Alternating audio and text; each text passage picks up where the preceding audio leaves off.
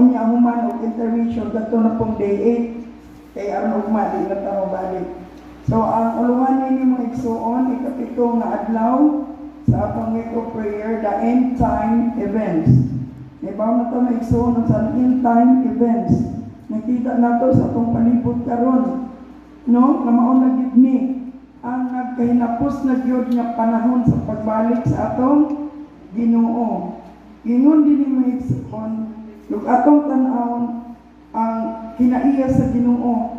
Makita nato diha sa 1 Juan 4:6 na tinuod gayud na God is indeed love. We should search the Bible for a telltale of Jesus. So atong basahon ang Biblia mga igsuon, mabasa gid nato na ang Bible nagsulti gid, no, nga si Jesus gayud nahigugma ka nato. As we read the Bible, you will see the matchless charms of Jesus. You will fall in love with the man of Calvary, and at every step you can say to the world, His ways are ways of pleasantness, and all His paths are peace. Magkabasa ito sa Biblia mga igsuon, ato yung mabasa din ha, no, nga ang iyang mga alagianan sa Diyos, mawagid ang mga aligan sa pagkamaayo, o ang tanang ang mga alagianan sa kalinaw. So maunang kinahanglan ta magbasa sa atong Bible na igsuon aron makaangkon kita og kalinaw sa atong hunahuna ug ato gayud nahibaw-an gid sa kinasing-kasing Panginoon na ang Dios gayud nahigugma kanato. God really is love, and He loves you more than you can imagine.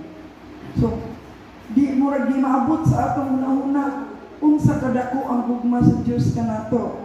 Atong makita kini maigsuon sa diyang nagpakamatay siya diya sa cross, o kung sa kadako ang iyang gugma nato. Bisan siya walay sala, kita mao'y sad-an, apan unsa iyang gihimo gitubos kita niya, gikan sa atong mga sala, atong makita unsa kadako ang iyang gugma kanato. So mauna ang magbasa ta sa Bible, aron makita nato ang kalinaw, o makita nato unsa kadako ang gugma ipakita sa Dios kanato. Nagaingon din ni nga siya nahigugma ka nato og maayo. Ang iyang plano sa pagbalik mao kini ang pagkuha kanato, and He will take you to heaven with Him to live for eternity. So mao nang ang iyang pagbalik mo igsuon, mao kana ang pagkuha kanato. Kung kita nagmatinumanon sa iyang kasuguan, o haon kita niya ang kita magapuyo dito sa langit nga wala nay katapusan.